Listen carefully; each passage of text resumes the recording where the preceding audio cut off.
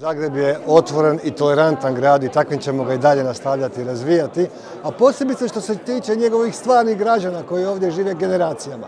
Bošnjaci sigurno žive s nama zajedno već generacijama i jesu Zagrebčani onako od formata, što bi se kazalo. Tako da, ja volim i želim biti uvijek među njima, ugodno se osjećam i danas je prvi dan, kao što ste kazali, Ramazana, kao i dan nezavisnosti Bosne i Hercegovine, države koja nam je susjedna država u kojoj žive više naroda, ali tri su velika naroda koje također bi trebali naučiti puno toga od grada Zagreba, kako da se živi skladno u jednom miru, kako da se razvija vlastita domovina, a Zagreb će tu pomoći kako god može. Dobro, malo ste me zatekli, ali ja sam triatlonac, bivši košarkaš, košarkaši streme visinama da zakuca loptu u koš. A ovdje se ne radi o tome, ovdje se radi u stvari upravo o triatlonu, dakle imamo i tri naroda u Bosni i Hercegovini, tri dominantne naroda koji bi trebali stremiti jednoj zajedničkoj viziji budućnosti.